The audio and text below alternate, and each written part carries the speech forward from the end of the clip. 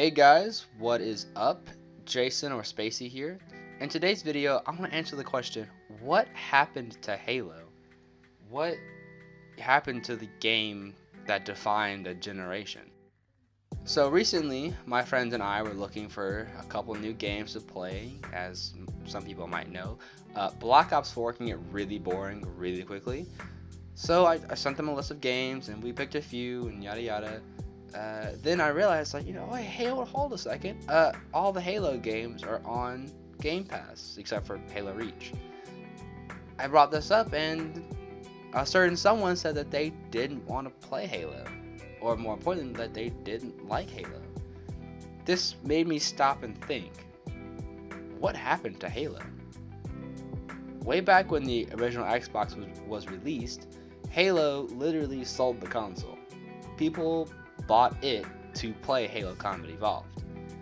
At the time, Halo was a juggernaut that could not be stopped.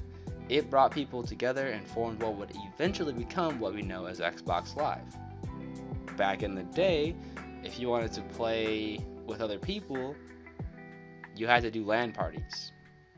That's it. And if you don't know what those are, basically you have to take the fancy wire that connects to your router and plug it into another console. Whoa. Yeah, it was kind of crazy. It brought people together and formed what would become what we know as Xbox Live. If no one remembers, I mean, you're probably too young or you just didn't do any research or watch any videos. LAN parties used to be the biggest thing ever. Like the way we play Xbox now, where you just invite your friends to a party and then you play, that wasn't a thing 10, 15 years ago. That wasn't a thing. Like if you wanted to play Halo with your friends, you all had to come to someone's house, either bring a TV or have enough TVs in the house to hook up enough Xboxes to be able to play. Like if you want to play quote unquote competitively, you have to have enough TVs in a house to do that, or you just played split screen, as some people forget how to do nowadays. It was a radically different time.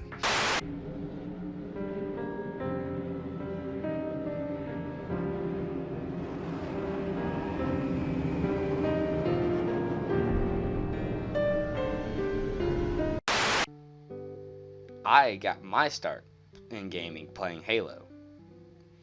I'll never forget staying up late at, I think I was either 6 or 7, and trying to stay as quiet as possible and play the opening mission of Halo 2 without my dad knowing. As an avid bookworm at the time at least, video games were foreign to me. I spent only about an hour playing, but when I finally saw the Arbiter's first mission, I was mesmerized by wonder and fear. What was this thing, this event that had happened? Why did they torture him and then give him new shiny armor? Nothing made sense to me back then with the game, but after I grew up a bit, everything became clear. This would eventually lead me to find some kids at my school who knew a thing or two about the latest Halo game, that being Halo Reach. I had seen one of the custom special edition Xbox 360s at Best Buy while I was with my dad one day, but I had no idea that it was the same game I had played just years earlier, with better graphics and no Master Chief. I eventually bought Reach with my own money, and it would be a part of who I am forever. Quickly breaking down Halo Reach, the campaign was a banger, the multiplayer was fun, and oh my god, Forge was the best thing since sliced bread. And no Halo game since has been able to replicate it. It just hasn't happened.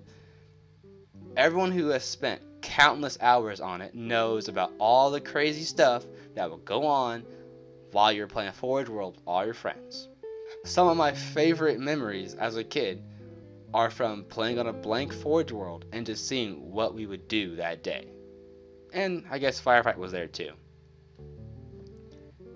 Then, in mid-2012, Bungie announced that they would be stepping back from Halo and handing it off to a new studio called 343 Industries.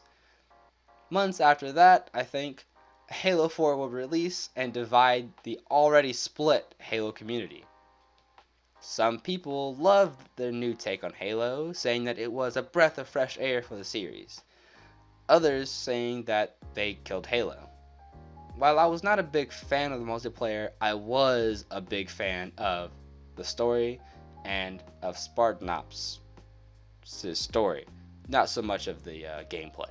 Now, was Halo 4 decisive? Without a doubt. But was it the game that killed Halo? Maybe.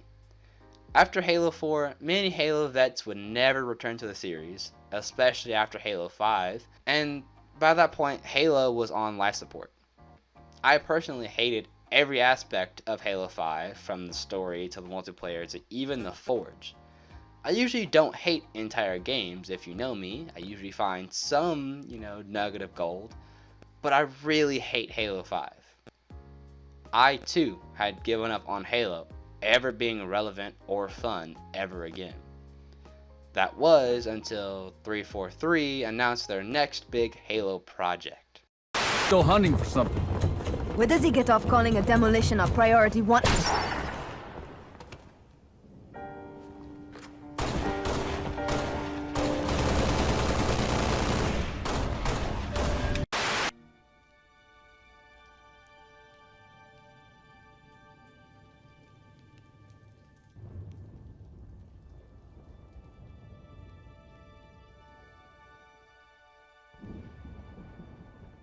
Halo was a huge part of my childhood, so I was really hoping the next game would come out soon.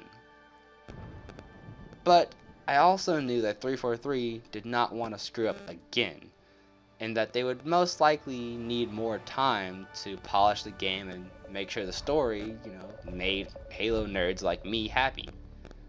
So imagine my reaction when, during E3 2018, out of nowhere, here comes this unexplained trailer, no intro, no, here's the next Halo game, nothing.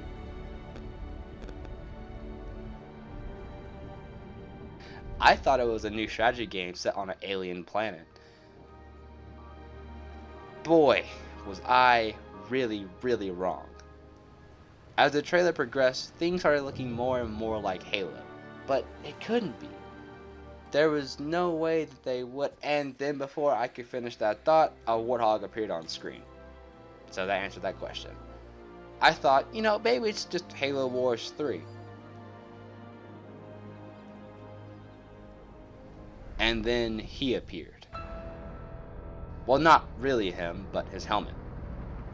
His newly redesigned armor proves that you can blend new Halo with old Halo and make it look amazing. Then you heard Marty's iconic Halo theme, and all of my nerdiness just jumped for joy. I mean, this is exactly what I wanted. A Halo game that looked like Halo. Not that Halo 4 was bad, as I really liked Chief's armor in that game, and the story was reasonable, but this one, it just had a distinctive Halo feel about it.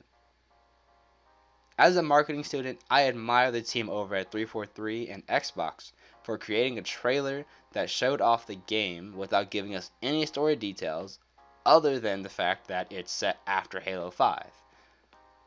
This trailer honestly got me hyped for the future of Halo as a series, and if my intuition is correct, they will use Halo Infinite to sell the next Xbox. So to quickly answer the question, what actually happened to Halo? How did it go from being the best-selling game on Xbox to being an afterthought for most Xbox players? Master Chief, you mind telling me what you're doing on that ship? Sir, finishing this fight.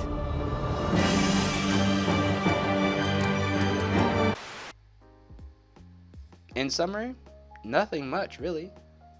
Halo 3 and Halo Reach were pinnacle games for the series, but every release after that has been lackluster. Halo 4 and Halo 5 didn't sell super well, and Halo is just not being talked about that much anymore.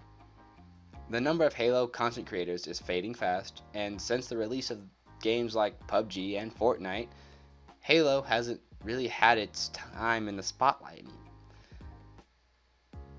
Halo What? Whoops. Sorry.